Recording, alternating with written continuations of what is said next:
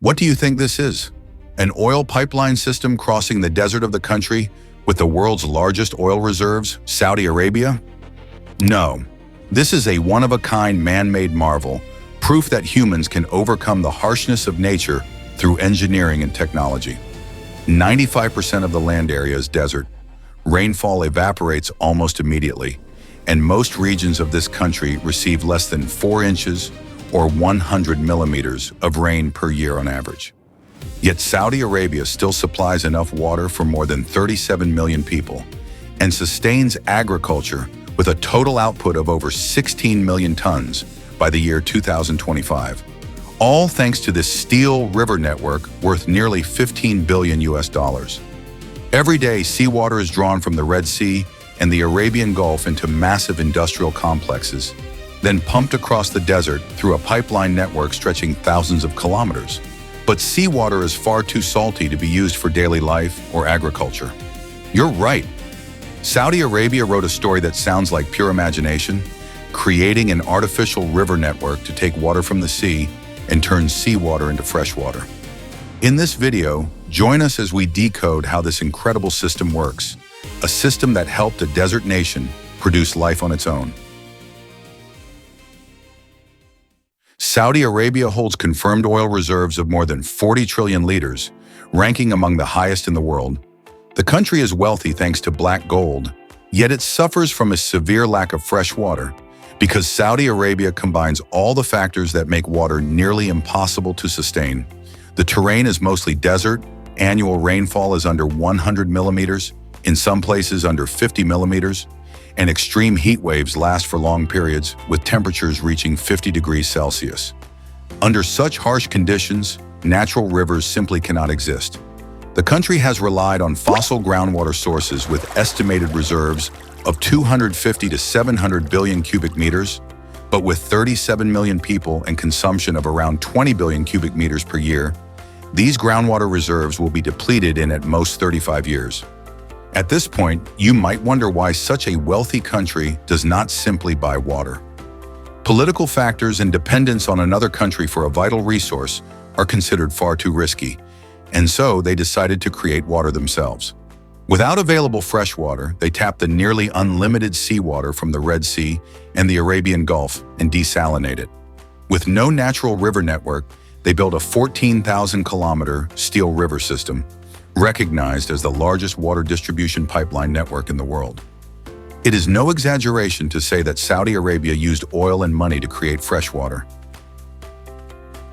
With a total capacity of around 11 million cubic meters per day from more than 40 desalination plants, the giant pipelines form the technical backbone of the network, which is why the production of these special steel pipes receives great attention.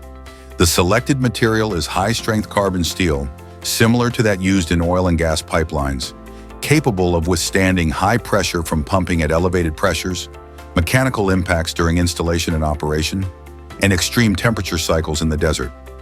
Large steel plates are fed into cutting machines based on calculated dimensions to produce pipes with an inner diameter of approximately 1.6 to 1.8 meters and wall thicknesses of 20 to 30 millimeters, ensuring pressure resistance and long-term underground installation.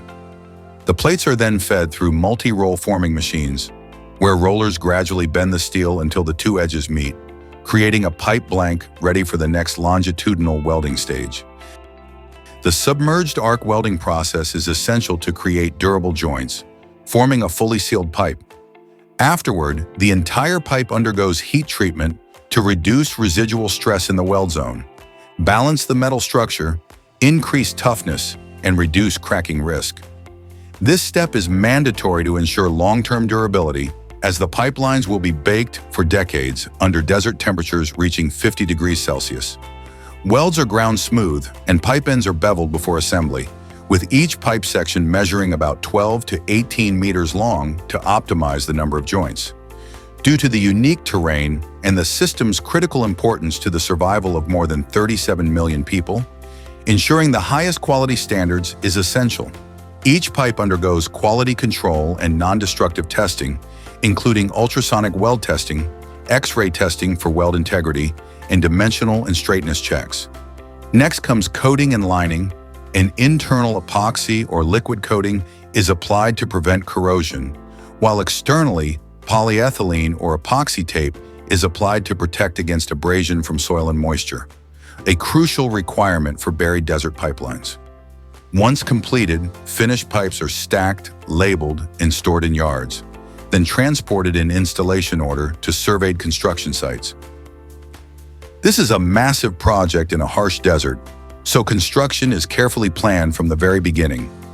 Routes are surveyed using modern equipment, including high-precision GPS combined with surveying instruments and topographic data. Engineers mark the route directly on the ground with painted stakes, and to maximize pipeline lifespan, they carefully avoid shifting sands, weak soil, and erosion-prone areas. Once construction maps are confirmed, the desert area designated for pipeline installation is cleared and leveled before work begins. Because of the intense desert sun, access roads are built for vehicles such as trucks, excavators, and welding machines, and dust control measures are also implemented to maintain visibility and safety. Trenching and bedding operations then begin, with tracked excavators digging trenches to precise depths and widths. Excavated soil is classified, with suitable material retained and unsuitable material removed. Saudi Arabia's desert terrain is interspersed with rocky mountains, so in areas with rock foundations, controlled blasting is used.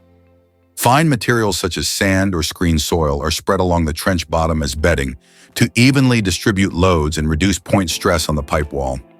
These layers are especially important in loose, dry desert soils, where pipes could shift over years of operation if not properly bedded. Next comes on-site pipe installation and welding. Workers arrange pipes according to installation order, inspect straightness and coatings, and mark positions. To join pipes, 360-degree hydraulic alignment clamps hold the pipe centers, while welding stations use multi-layer automatic welding equipment to ensure strong, stable joints. Construction teams can complete up to 150 welds per day on large diameter pipes of about 42 inches, roughly 1.07 meters. Each joint undergoes automatic ultrasonic testing, and any defects are removed before protective coating. Workers then spray multi-component epoxy to form a continuous protective layer before lowering the pipe into the trench. Pipes are lowered using specialized equipment, with tractors and cranes equipped with dedicated track systems placing pipes into the trench. Because the pipes are large and heavy, multiple cranes coordinate to keep them evenly suspended during lowering so they fit precisely. Engineers also survey elevation, alignment, and natural curvature during placement to ensure continuity and minimize errors that could increase leakage risk. Finally, backfilling and compaction are carried out, with the first layer using fine material to protect the coating, followed by compacted excavated soil. Proper compaction ensures long-term stability, preventing settlement or misalignment during operation. After the desert pipeline system is completed, it connects to the offshore seawater intake system. These offshore intake pipes extend several hundred meters into the sea and are anchored to the seabed, with construction involving placing pipe sections from barges and assembling them with heavy cranes. Have you ever seen them? I'd love to hear about it in the comment. The intake structure includes inlet filters with screens and meshes that block marine life and large debris greater than 4.5 millimeters, and a pipe with a diameter of 63 centimeters can draw about 15 million liters per day. Multi-stage filtration follows, starting with gravity sand filters to remove suspended solids, while subsequent tanks add chemicals such as sodium hypochlorite for disinfection and ferric chloride for coagulation. Cartridge filtration with low-pressure membranes then removes ultrafine particles as small as 1/10,000th the diameter of a human hair, achieving near-molecular level filtration.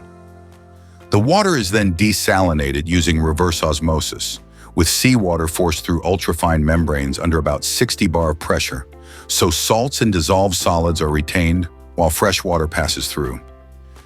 At this point, the water is fully desalinated, and although the machinery appears simple, the process is extremely energy-intensive. For a country with vast oil reserves like Saudi Arabia, energy cost is not a limiting factor. and the country now leads the world with more than 40 desalination plants, producing a total of 11 million cubic meters of water per day. After reverse osmosis, the purified water must have its pH balanced to meet drinking standards, with minerals such as calcium and magnesium added to improve taste and ensure health safety. The water is then pumped from booster stations along the pipeline to residential areas, industrial zones, and inland reservoirs. Saudi Arabia's 14,210-kilometer pipeline network, with a distribution capacity of about 19.42 million cubic meters per day, has been recognized by Guinness World Records. However, the average cost to produce 1 cubic meter of water ranges from $4 to $6, far higher than in countries with natural freshwater sources, and Saudi Arabia is researching advanced technologies to reduce this cost by up to 10 times. What do you think about a water transport and water creation project like this?